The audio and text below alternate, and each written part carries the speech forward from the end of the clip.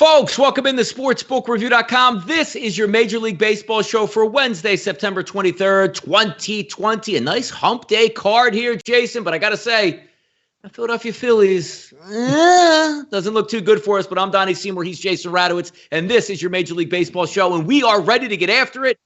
Teamwork makes the dream work, Jason. 2-1 on the show yesterday. If I could go 2-1 in Major League Baseball or any of my betting every day for the rest of my life, I will take it, Jason. Mission accomplished last night, even though I'm looking square at my Phillies going, why do I even care anymore, Jason? Why do I even care?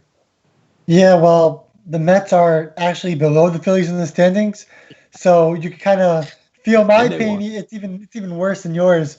The Mets still have a chance to make it. We'll need the Phillies to lose a lot of games at the end. So we'll lay off the Phillies, and I can't pick them to win anymore for this week. I'm sorry, can't do it. One, because they stink. They're not winning games that they should be winning. Two, because I got to root against them now. I have no choice. Even against Eric Fetty, who they're going up against today, I still can't take the Phillies, even though I should be. You're right. And when you break it down to its common element in the last week for the Phillies, basically, let's just say coming into the week, tied for a wild card playoff spot, looking to overtake the Marlins. The Atlanta Braves haven't clinched yet coming into the week, and they're going to play the Braves. So you're saying, oh, they're going to play the Marlins. So you say, good, that's going to set up well for the Phillies. And if I told you before the season, you're going to play the Nationals 4 times, and you're going to play the Rays 3 times, you say, oh my goodness, we better have a nice lead because those two teams are really good.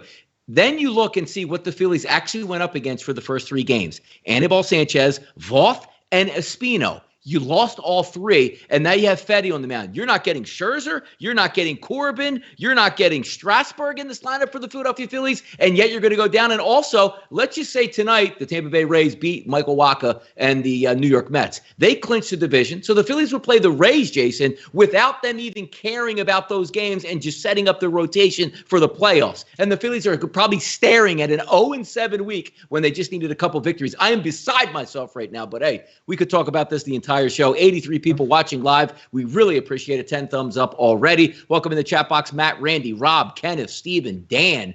Let's see, Jason Lowry, Randy Sorry, Sammy Salem. We are all here and ready to go a large baseball card. There is some afternoon action, so you know what? Why don't we get into it today? 901-902, going to be Jaime Barria for the Angels on the mound versus Mike Clevenger and the San Diego Padres. 6 out of every 10 tickets here coming in on the San Diego Padres. Taking a look at the line across the board here, opens up at 185. Backtracking a little bit, though. How about Pinnacle? 169s, mid-170s across here. Still some 180s in New Jersey sports books that we're looking at. It's going to be hard to go against Clevenger in this one. San Diego, looking at the lineup today, full go lineup in there, nice weather. Even though Barria does have some decent numbers, I trust those San Diego bats. Do I want to lay the 175 or 170? Probably not. So I would lean in this game on a San Diego Padres team total over in this one. Early afternoon action, Jason. What are we looking at here? Well, the Angels, they're not out of the playoffs just yet. They still have a chance. I think they have to win all their games or whatnot. So this is an important game for the Angels, more so for the Padres, but it's also important for Mike Clevenger just to, keep his momentum, keep going for the Padres after they traded for him. So I like the Padres in this game, but don't forget the Angels still, really trying hard. Of course, we can talk about Andrelton Simmons not being a part of the team anymore, opting out with the Angels for the final week. We won't make any judgments, but it does seem like he quit on the team. But yeah, at the end of the day, Mike Clevenger really needs to kind of continue his momentum from his last game.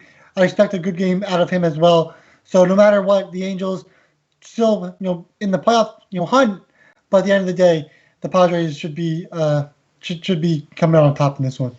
Rich get richer, Jason. Also, Tommy Pham in the lineup today, so he comes back for the San Diego Padres trying to gear up for that playoff run. But you're right, the Andrelton Simmons story that popped up late. I mean, if you're a teammate of his, you play the whole year. It looks like, it's finally, we're not going to make it. I'm just going to opt out and get out. It's such a bad look. And I don't, you can call, it's health reasons or whatever your reasons are. It's such a horrible look. Like, you can't just say, hey, coach, you know what? I'm not comfortable with the plate. I'm not having a good year. I still want to be here with my teammates. Just sit me out of the lineup, play one of the younger kids the rest of the way, and we'll deal with it. But he actually opts out and is like, hey, guys, peace out. See you next year. I'll see if I can cash some checks. But looking at the early lineup here for the Angels, which isn't out, doesn't have Joe Adell in the lineup, which usually has always like to say, is a positive. But the San Diego Padres, to me, good-looking lineup in there. Tommy Pham comes back into that lineup, and we'll see if they can hold on to that 175. Now, let's get to the game of the night, at least over here in the Donnie RightSide household, which is basically torture, watching extra inning baseball. Workman comes into the game, promptly gives up a 2-run home run to a baseball player not many people have ever heard of unless you're capping the sport or really into the Washington Nationals. Now you're going to get Eflin on the mound for another day, a better pitcher on the mound for those Philadelphia Phillies who are going up against Fedde, who is a tomato can. But you got Bryce Harper, who last week looked like he was Babe Ruth. This week, I don't know, just, and your average pitcher going 0 for 13 with like 12 Ks at the plate. JT Realmuto back in the lineup. He can't do anything. He's injured and trying to hop along. You know where I'm going this game, Jason? Open up at 125 as a favorite for the Phillies. Sits at 140s across the board. 9.5. I'm not even worried about a team total. I'm not worried about the game itself because I'm taking the underdog in this game. I'm looking at this and saying the Phillies should be able to hit Eric Fedde, but you're not going to be able to put the game away. Zach Eflin, who's been very good for the Phillies, will go 6 to 7 innings. They'll explode in the bullpen. The Phillies, who are right on the cusp of getting into the playoffs and can't hit tomato cans, like I mentioned before. Now you get Eric Fedde. Now it's going to change all of a sudden. Phillies win 7-2. I don't think so. Give me the dog in this one, plus 130, and end the season for the Phillies tonight. Yeah. Okay. So maybe first 5 would be the play for the Phillies. You look at the pitching matchup, and obviously Eflin is a much better pitcher than Fedde. Of course, the Phillies bullpen hasn't got the job done at all. So maybe Phillies in the first 5 would be the play in this game. I think the Phillies should be able to score runs against Fedde. I've said this the last 3 games, though. The Phillies should be able to score runs, and they have in a couple of them. But the reality is they're not closing games. So maybe Phillies first 5, Phillies full game, Phillies over team total. The Phillies are great in the spot, but again, they're just a letdown. It's unbelievable to watch. Like yesterday, Realmuto comes up with bases loaded, 1 out. You just got to put the ball in play. He strikes out. And even when you get to extra innings where you're looking like you have a good shot at it, you lay down a bunt with maybe the fastest player in Major League Baseball. The ball gets thrown away at first base. A run scores. So you got a free run already, as if you're starting the top of the 10th inning with a run and a man on second, who again is one of the fastest players in baseball, and you can't tack on. So when you figure if you only get 1 run in extra innings, the opposing team is probably has a great percentage of at least getting 1 run, and they end it right away, which is so maddening to me to watch. This team that actually comes out night after night after night, the better lineup, the better pitcher, and they can't get the job done. And I'm not trusting them tonight. Do I hope they win? Yeah, keep it maybe interesting for the rest of the week and through the weekend, but no faith whatsoever in the Phillies. Harper's down. Realmuto's hurt. They can't do anything in the bullpen. Good luck with that one. So let's keep it moving on because we can have a Philly show for 45 minutes and I would just burn your ears up, Jason. But we're not going to do that today. And you see the anger, the passion in my face here today. 9-13, 9-14, Milwaukee and Cincinnati. Hauser versus Bauer in this game. If we take a look across the board, opened up at around that 150 range, sitting a little bit higher. And I actually agree with the line movement. 162s, 165s, opened up at 8, now sits at 8.5 across the board. When I take a look at this game overall right here and try to break it down, I like the Reds. Same way I had yesterday, Reds first 5 innings. I think I'm getting the better pitcher, but more importantly, Jason, it's not a left-hander on the mound going up against the Brewers. I have the pitching advantage and I have the batting advantage. Instead of laying that large money for the rest of the game or for the full game on just the money line, I'll take run line first 5 innings. And I also like Cincinnati's team total in this game to try to touch up and get after Hauser on the mound. You could get a lot of left. I think 5 to 6 left-handed bats are expected in this game for Cincinnati. I like their side tonight. I'll take them run line first 5. What are you thinking here? Hauser, he's allowed 14 earned runs, 21 runs, so 7 unearned runs in his last 17.2 innings pitched. So teams have, again, 21 runs in his last 17.2 innings pitched. High ground ball rate and does limit hard contact, but his walks are a bit high. He's the much better pitcher on the road, but that's still a 4.08 ERA on the season. So I like the Reds here as well. Reds in the first 5, minus 0.5 in the first 5, over 8.5 in this game as well. Bauer, he's now allowed 4 earned runs in his last 27 innings pitched, 34 strikeouts, 5 walks. He's looked really good, but he did allow 4 earned runs versus the Brewers earlier in the season. Does have a game where he allowed just 1 earned run versus the Brewers as well. So he's had 2 starts. He's allowed 5 earned runs in those 2 starts. 1 was 4, 1 was 1. I think the Brewers may be able to scratch out a couple runs here, but I do think the Reds score a ton of runs, so I agree with the Reds over team total. Also think this game goes over 8.5, kind of a low number. And Bauer's a pitcher. He's had his great moments. He'll have his really poor moments. Which one is this game? I think the Brewers score a couple runs in this game, and therefore over 8.5 would be my play as well. Again, these are just leans, not a play or official play in either one of these leans.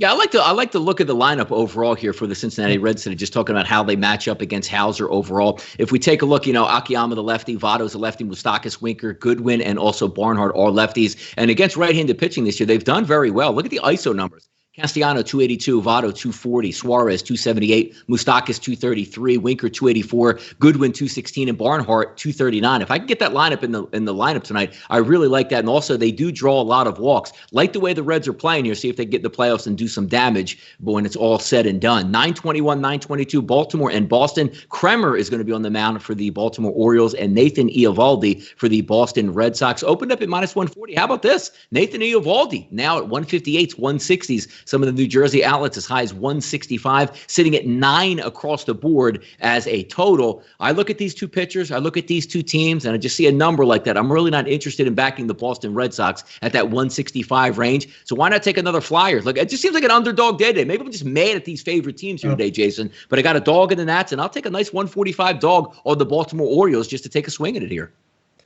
There's value there. Orioles, there's value there with Kremer on the mound. This is a guy, he has a high K rate, also a very high walk rate, but he's limited to ground balls. He does allow high hard contact. However, in his 3 starts this season, he's just allowed 1 earned run in every start this season. Of course, he hasn't gone deep in these games, but at the end of the day, he's looked okay. 1.69 ERA, 2.38 FIP. So he's giving you, what the stats say. Just high strikeouts and high walks, but he's getting the job done somehow, some way. Eovaldi, he's also looked really good in his last couple of starts. So when you look at his stats, he's an average pitcher, just average across the board on strikeouts. His walks are low, home runs are high, but he's an average pitcher that he's basically the 8th of the Red Sox because they don't really have any pitching. But yeah, he's allowed just 2 earned runs in his last 15 innings pitched, 17 strikeouts. He did go 7 innings pitched versus the Orioles, allowed 5 hits in that game and 1 solo home run, and that was all the damage from the Orioles. But righties are still hitting 353 on the season versus Eovaldi. And the Orioles, they do have a solid right-handed lineup that can definitely do damage against Eovaldi here. So it's a close game. It's a close matchup, and therefore that's why you'd like that value there for the Orioles at plus 130, at plus 145, anywhere around that range. Why not? Why not? Eovaldi's look good. Kremer's look good. One will probably hit their, will probably fall apart, and that would probably be Eovaldi compared to Kremer here, because Kremer probably won't get enough innings to fall apart, and they'll just kind of go to the bullpen. So therefore, Orioles plus money. Look at the first 5, maybe there, value there as well. So Orioles for sure. Yeah, chew on it here. Next time I'm going to talk about this guy pitching for the Kansas City Royals. Be able to fade him after his weird outing where he was left on the side of the road from his team. And Milwaukee was able to stack up a lot of decent batters going against left-handed pitching with a lot of righties in that lineup. They were able to do some damage quick. Talking about 925, 926 here on the rotation. St. Louis and Kansas City. Martinez and Duffy. If we take a look at the line across the board, Martinez opened up a minus 110 favorite, so roughly a pick 'em. That has since risen into that mid 120s range, 126, 127s across the board. The over-under opened up at 9.5. That now sits at 9. And here's one of those tough ones, because when we take a look at lineups that just look really good, like you see the Padres lineup, right? Jason looks great. You see the Yankees lineup out there. They look great in some matchups. But if you're trying to take a Danny Duffy fade again, he does very, very well versus left-handed batters, which since he is a left-handed pitcher, but that completely changes and flips over when he faces right-handed batters. The only issue is here, you're going to get probably 8 right-handed batters out of 9 in the St. Louis Cardinals lineup, but they haven't done a ton of damage.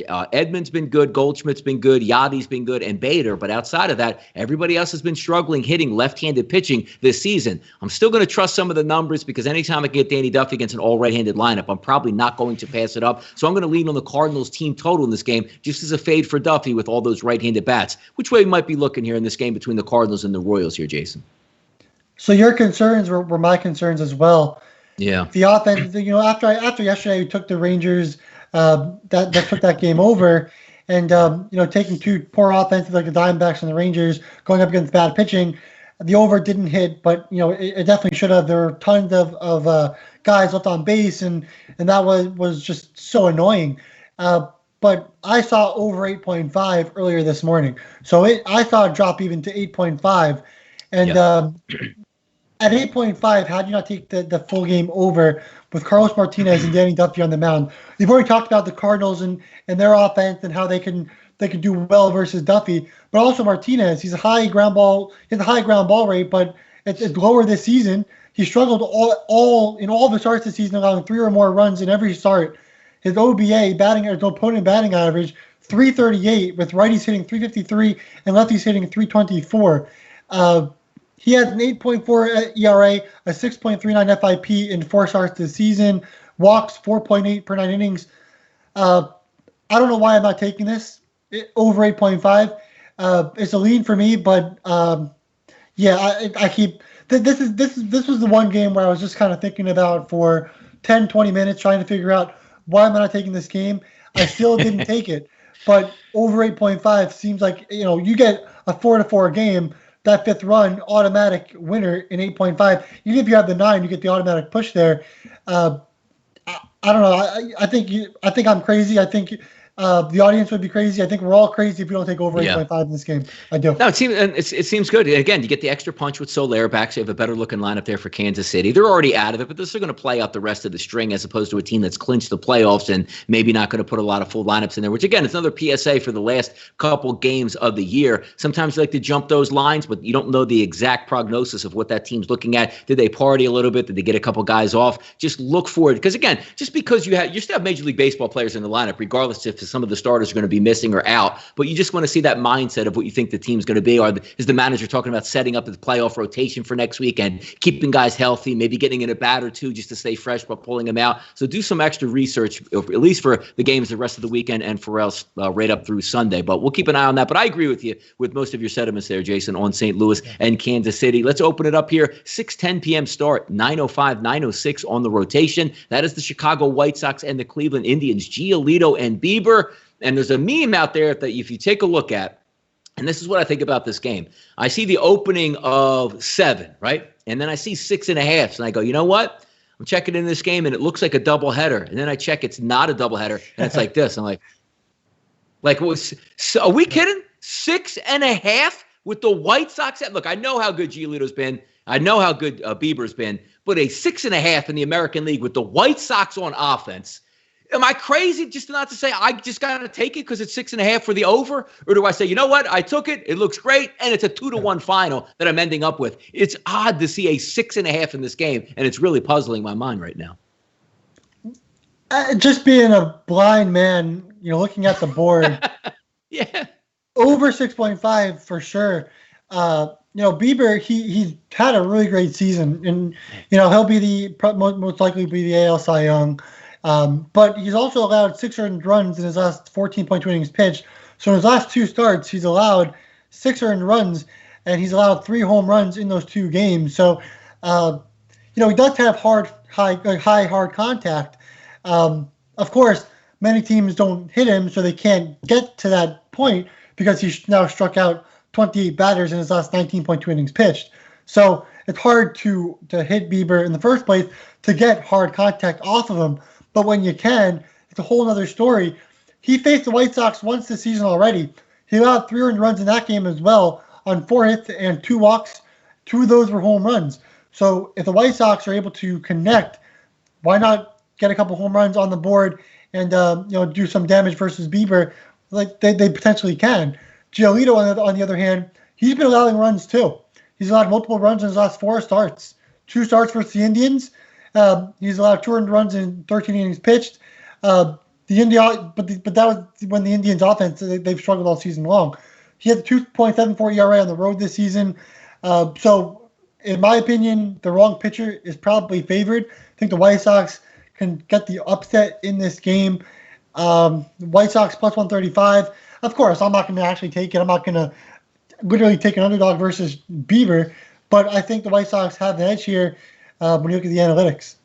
Yeah, and they'll line up a lot of right-handed bats and only one left-handed batter that's going to be in the lineup. It'll be interesting to see how that plays out. But just seeing a 6.5, and my first instinct is like, oh, look at that. They're playing a doubleheader today when they're actually not. Really wild stuff here. 9:07, 9:08, Texas and Arizona out in the Big Tin Can. Didn't look good to start. All of a sudden, you got that life, that Undertaker meme I always put up where you rise up from the grave. It's like, you know what? Late in the game, we're going to get this. Just not able to get it done. And Jason and I always joke about the tone is usually set early on in that game. Second and third, nobody out. Second and third, one out. Bases loaded, nobody out. You don't get any one of those runs. You know it comes back to get you because all you needed, let's just say you had a fly ball to right field. One runner scores. They move the runners over to second and third. Another fly ball. That runner comes home. It's 2-0. Look at the way that game might play out differently. But, hey, beggars can't be choosers. We get right back on the horse. But you take a look at bad pitching in this game again, and you all of a sudden go, you know what?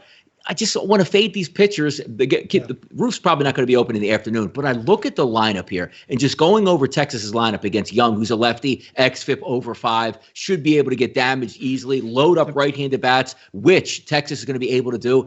And I look here, just look at the strikeout. I'm going to go over two different statistics here on this game because they're fascinating to me. Ronald Odor is going to sit in the 5 hole. So we'll go from 5 through 9 in the Texas lineup today. And we'll just talk weighted on base average, which 325, 330 is your average in Major League Baseball. Like the middle guy in baseball, that's what he hits. 200 is a weighted on base average for Odor. Tejada, 216. Apostel, 152. White, .038. Mathis, .092. It's like these guys are actually going up to the plate, Jason, with a toothpick, not even a toothpick in one hand. That's how much of damage they're doing. Look at the strikeout numbers here throughout this lineup. Tavares is going to lead off. 33% strikeouts to left-handed batters. How about Joey Gallo, who's a lefty? Strikes out 48% of his plate appearances versus lefties. Odor, 30%. Tejada, 40%. Apostle, 38%. White, 40%. Mathis, 41%. Almost every other batter is going to strike out. I don't have any play on this game at all, but I look at this and say, there should be runs. Then I look at Texas's lineup and goes, who's running this thing down there? Yeah, the Diamondbacks are definitely the favorites for a reason. And I would look at the Diamondbacks as a play. But yeah, I mean, Alex Young on the mound for the Diamondbacks, and it's scary because he has a 6.03 FIP. He's hasn't looked great, all season long. He's allowed plenty of runs. So in his last 27.1 innings pitched, he's allowed 21 runs. And the Rangers, it's kind of funny, like we're talking about how bad their offense is, but last night was the first time they've been shut out all season long, which is just really, it's so weird. And you like mentioned White, and I think you said like his weighted batting average is like 100. Well, he had 3 hits last night. Like he looked really great, and they still couldn't score a run. So yeah, I mean, I'm done looking at the Rangers and Diamondbacks. I'm waiting for the playoffs. They won't be there, thank God. And we'll worry about the teams that actually matter because these two teams are just really screwed me over last night. And even after winning 2 out of 3 games in the MLB, I still had a really bad taste in my mouth. I was still really mad and pissed off, to be quite frank with you. So that game put a really bad taste in my mouth, and it still felt like a loss to me.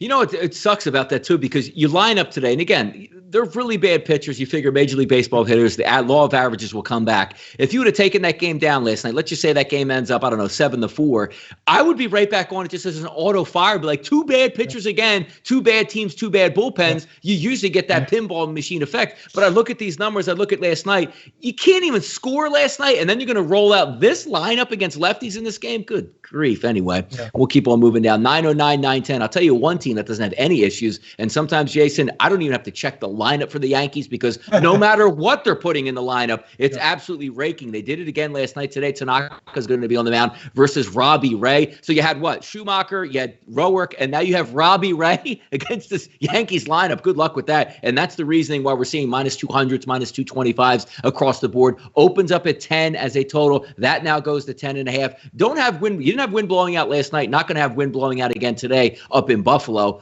But dare I say, 5.5, minus 135, minus 140. Is it an auto play at this point? 9 full at bats, small ballpark, a guy that's going to give up a lot of walks and a lot of fly balls. Do you just auto bet that and say, hey, if the Yankees don't end up with 7, I'll take it. But it's a high number. We like to preach against those 5.5s, which means 6. I took it last night as 5.5, and I was laughing in the bottom of the or the top of the 6th inning, saying, boy, that was really easy. Could be easy again tonight. I like the Yankees team total over. There's no reason for me to think that they can't get 6 runs tonight. I agree. The Yankees should definitely get that over 5.5 team total. The one thing that kind of took me off of it was the Yankees do strike out a decent amount against lefties, and Ray does have solid strikeout numbers. But the reality is, that's all he's got. He's been letting up some meatballs throughout the entire season. A ton of walks too, so he's an erratic pitcher. So at the end of the day, Ray's also allowed tons of home runs this season as well. We're talking about the Bronx Bombers, who when they connect, they connect.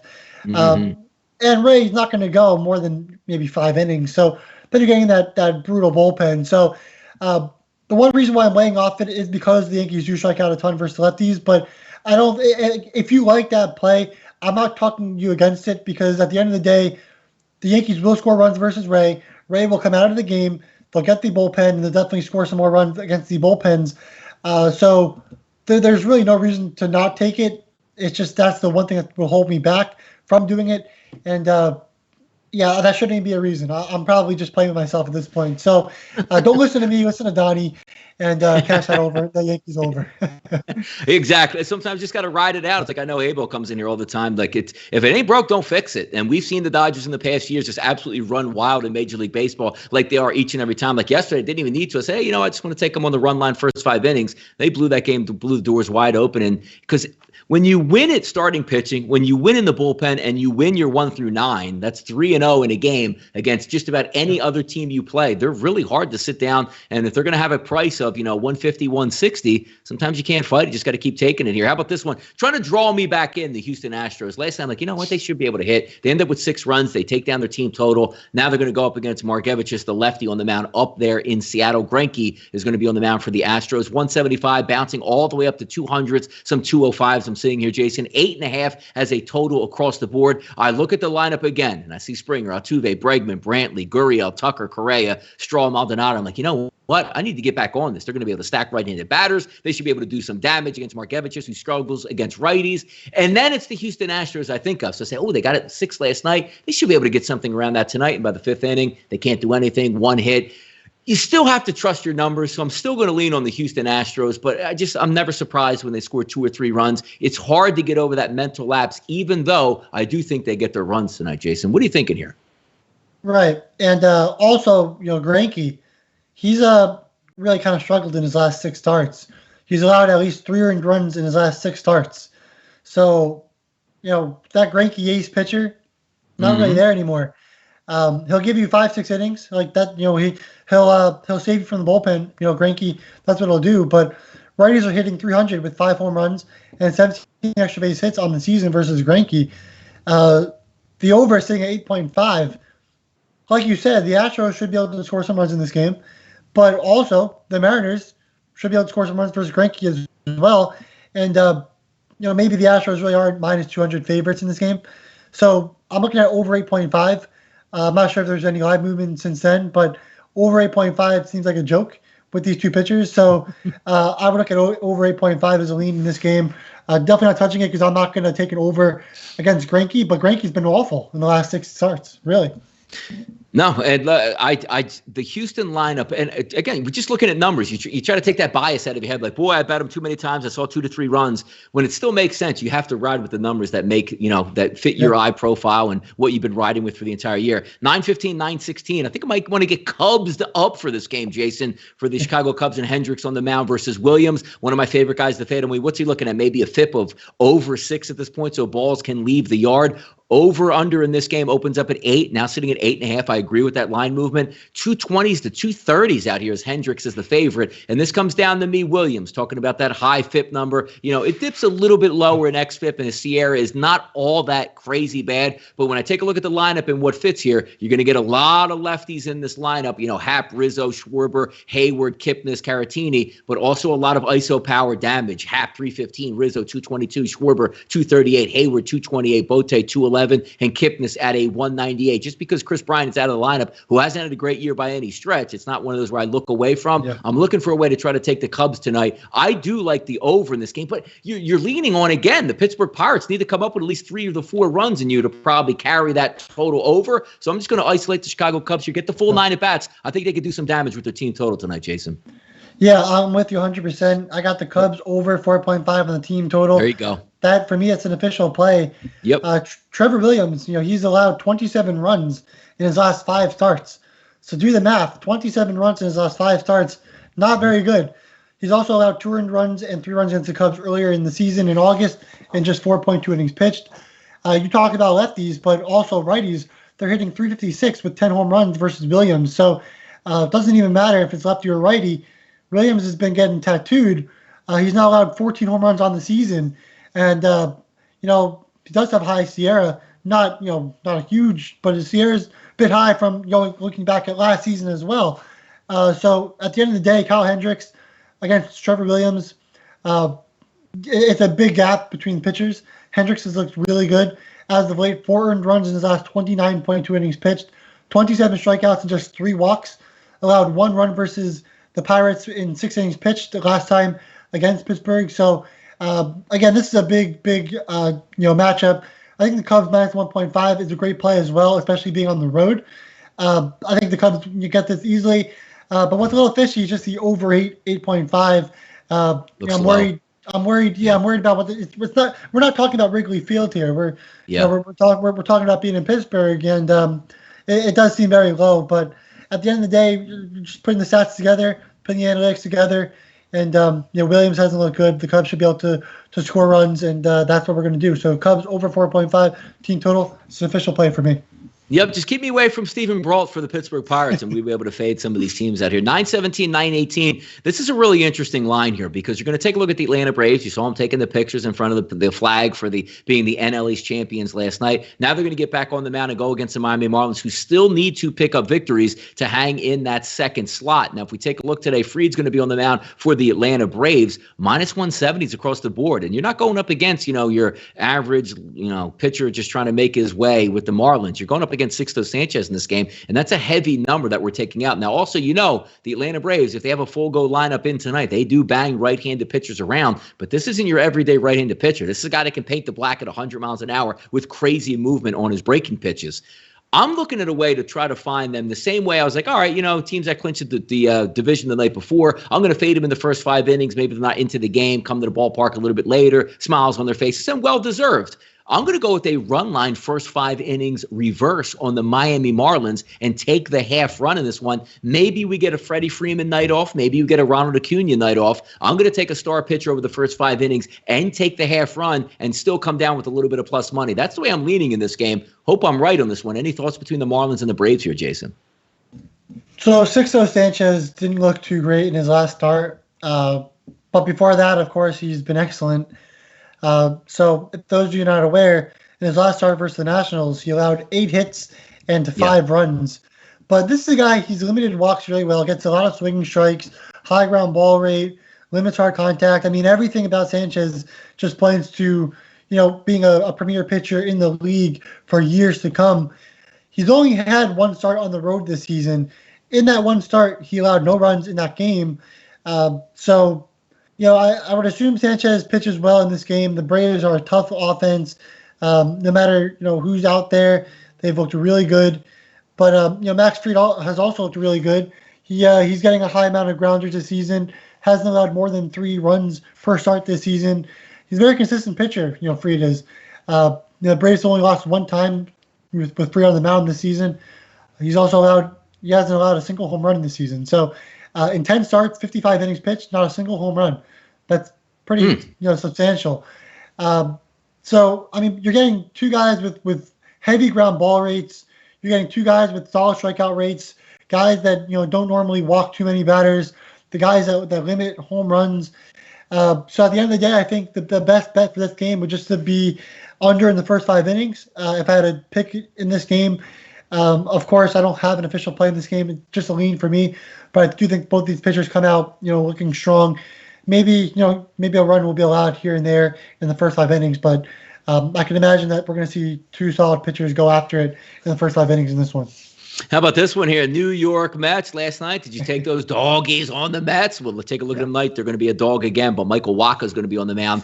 Opened up at 175, 178 in that range offshore, Jason, with Tampa Bay. Now we're seeing 150s, 155. So people want to meet the Mets and greet the Mets tonight and put their money on the Mets. Opened up at 8.5 as a total. That now sits at some 8s out here. 8.5 probably the prevailing line still across the board. You take a look at Michael Wacha's starts. Lefties weighted on base average 356, righties, but this is so hard for me because I look at this Tampa team and it's almost like that candy on the end of a stick that I try to keep grabbing and they keep moving it away because the ISO powers against right-handed batters are so good. They have a couple decent lefties in the lineup, but the strikeout numbers are off the charts and always seem to get me. Every single person in this lineup tonight for Tampa Bay, Jason, strikes out against right-handed batters at 25% or higher. Every batter.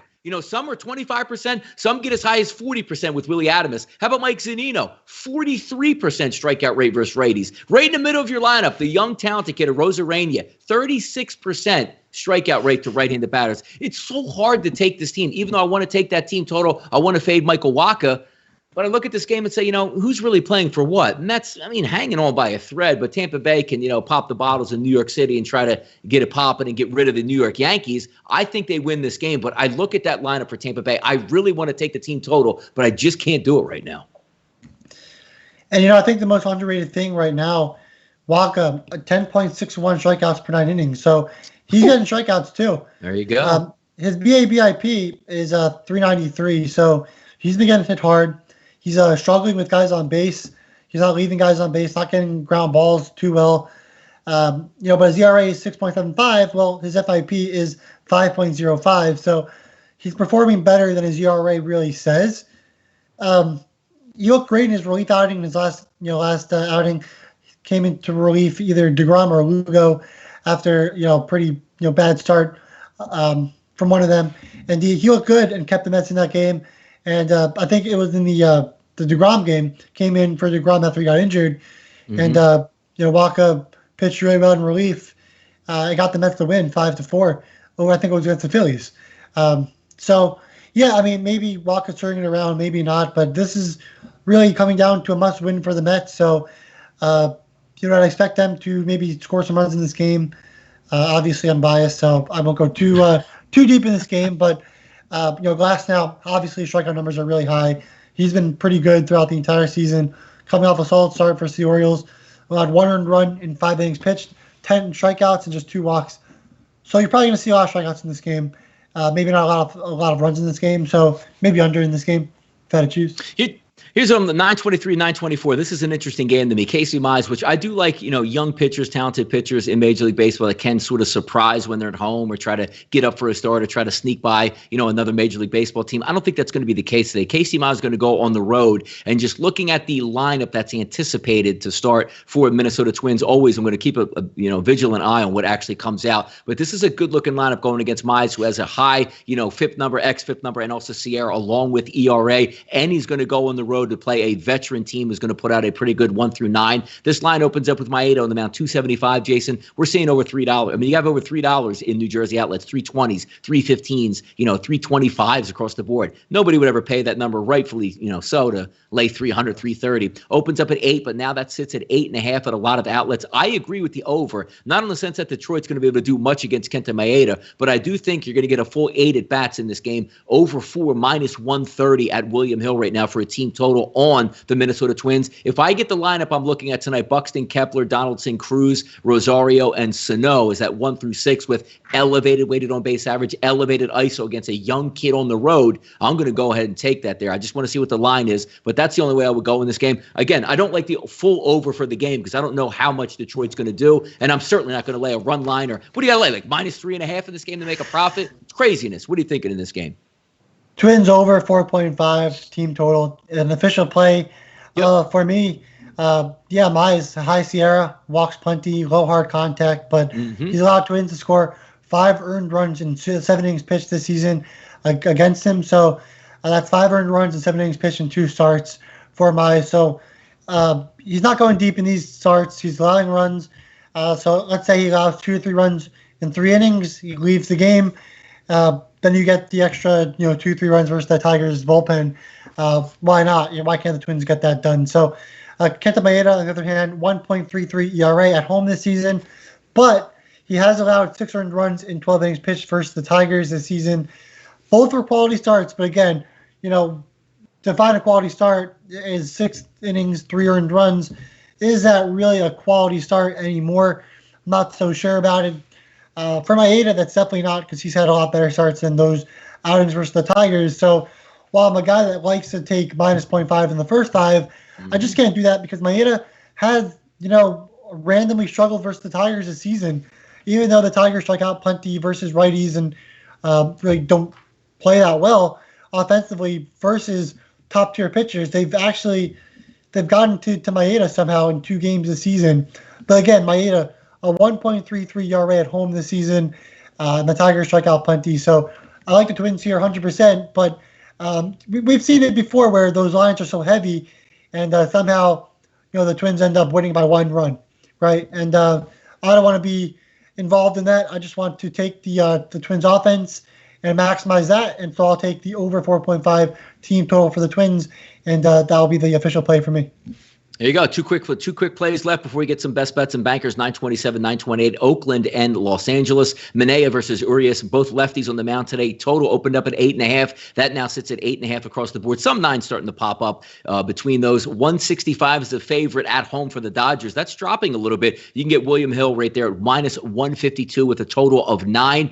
A little bit of, I don't have a great feel for this game. You're going to be able to stack some bats, and it's always hard to go against that Dodgers lineup. But Manea's not that bad of a pitcher, can certainly work some strikeouts in and out. Looking at Urias on the starting end for the Dodgers, not a great feel for this game. 2 teams looking to make more damage in the playoffs than the last week of the Major League Baseball season. I don't have much of a feel, Jason. What are you looking at in this game? Do you have any ideas here?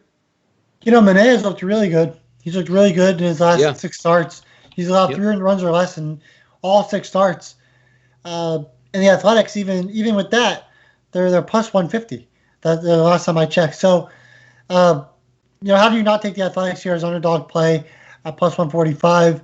Urias, he's got the high swinging strike rate, does get low ground balls, so hard contact will be in the air. Righties are hitting 257 with 8 extra base hits and 140 at bats.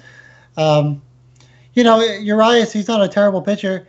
He's not the best pitcher either. Strikeouts are kind of low. They're average. Walks are a little bit high. Ground balls are really low. Manaea getting 52.4% of ground balls. He has struggled with keeping guys on base. So when guys are on base, his left on base percentage is 57.7. Not good at all. That's way below the average. But these numbers have started to get better. He started really bad in the beginning of the season. Looks a lot better now. So all of these numbers are starting to increase and get better as the season progresses in his 10 starts. So for me, I think Athletics plus 145, plus 150 range is the way to go if I had to make a choice on this game. There you go. Last game we'll talk about 929, 930, Colorado and San Francisco. It says San Francisco is an undecided pitcher. I had Webb currently listed here, so we'll see if that stays the same. We'll go with that as of for now. 188 to 190 across the board, and you say, boy, why would that be so high? It can't be that Webb's that great of a pitcher. It's probably because Castellini's numbers where you say, oh, well, hey, let's hold on here. He pitches a core, so there's a little bit of downtrodden. He's actually worse with some of his advanced metrics than at home, worse on the road than he is at home in cores. And you would figure San Francisco, which really tease it up at home, should have a decent look. You're getting some 4.5s out there with high juice 5s, I believe, at William Hill, minus 105 to minus 106 in that range. Would be nice because they're waiting on Yastrzemski to get back in that lineup. Don't know if he's going to come back tonight or just wait maybe an extra day or 2 just to be safe, dealing with that minor calf injury. But the lineup's going to look decent tonight for San Francisco. You're going to get a really poor pitcher, doesn't get very many strikeouts, gives up a lot of fly balls, in a team that can hit it home. Only way I can look in this game, I'm not going to take San Francisco, even though I do think they win the game at minus 200 with Webb on the mound. Team total over for San Francisco seems like a decent shot tonight here, Jason. The only weird thing about this game, Castellani's numbers on the road are so much better than his home splits. And that's what scares me. I agree. Castellani stinks. He's not a good pitcher. 7.67 FIP. He just allowed 8 runs to the Dodgers at Coors Field. He's had 4 starts allowing 4+ earned runs this season. But then you go look on the road, and he's a lot better, which definitely scares me. But look, I agree. Castellani is not the best pitcher. If Logan Webb's on the mound, he's also not the best pitcher either. Allowed 6 earned runs versus the Athletics. His last time out has a high Sierra. Hits coming at a rapid pace right now versus Webb if he's pitching. And Webb, 6.08 ERA at home this season as well. So Webb hasn't looked good at home. Castellani's looked good on the road. But at the end of the day, Castellani definitely the worst pitcher compared to Webb when you look at the grand scheme of things. Therefore, I'm definitely staying away from this game. But if I had to choose, I think the over 9 is definitely the play. Yeah, because I actually have Castellini's away numbers. His FIP on the road is 8.83 and an xFIP of 6.84. So maybe some of his ERA numbers are lower, but those advanced numbers.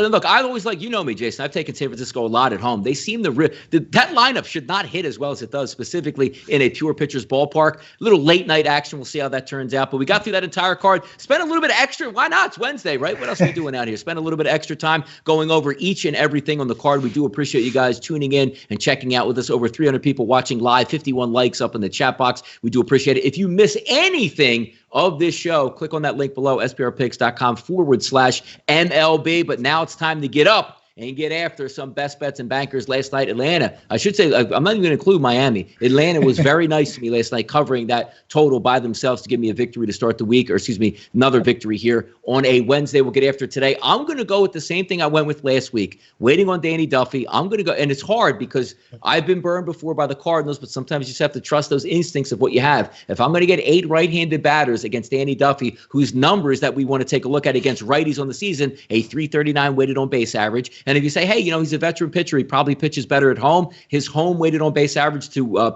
batters 371 on the road is actually a 304. And then if we get into some of those advanced numbers, his xFIP on the season just to right-handed batters, a 534. And if we take a look at his overall xFIP at home, that's a 574. And if we take a look at his xFIP just to right-handed batters at home, Jason, it's over 6. I think the Cardinals will be able to do some damage tonight. So my banker bet of the night, yesterday we went with a total for the game. I'm going to go a team total today, full 9 at-bats for the St. Louis Cardinals, over 4.5. Jason, take it away, best bets and bankers tonight. So we're going with the Cubs over 4.5 in their team total against Trevor Williams, who has now allowed 27 runs in his last 5 starts. Righties are destroying him. Lefties, have do damage versus righties sometimes. He's now allowed 14 home runs on the season. So maybe the Cubs just need 2 home runs with a couple guys on base, and you get that team total. But then also the banker and the official play for me for the second play, Twins over 4.5 team total as well. That's against Casey Mize, the rookie. Mize is going to be a great pitcher in the future. He's just not ready yet. 0-2 in 6 starts, a high amount of walks, a high amount of home runs, really struggling with runners on base. And the Twins have seen him twice already this season, scored 5 runs in 7 innings pitched so far. So for that, Twins over 4.5 team total, official play and a banker for me. I like the card tonight, Jason. It's really nice. Yeah. And again, we're getting that reprieve. Last week we had a little bit cooler temperatures. We and Jason were talking before the show, some of those overs not checking in like they had been over the past couple of months with that summer weather. But here in the city of Philadelphia, East Coast, you should get some nice weather throughout the rest of the weekend. And hopefully we can take advantage of that if we're taking team totals over overs, that we can certainly cash in some money. Thank you guys for watching. Again, 300 watching live in the chat box. A lot of thumbs up. A lot of good stuff on a Wednesday. Tomorrow we'll flip the page again, Thursday and Friday. Next week, a full playoff slate. So we'll be able to dig into some of those Major League Baseball games as well. But we are going to tackle, it's teamwork tonight. The name of the game is if I lose, if Jason loses. But at the end of the night, our card is plus money. That's the way it works. And it's been that way so many times over the summer. So thank you guys for sticking with us. I'm Donnie Seymour. He's Jason Radowitz. We're sportsbookreview.com. And this was your Major League Baseball show. Good luck, guys.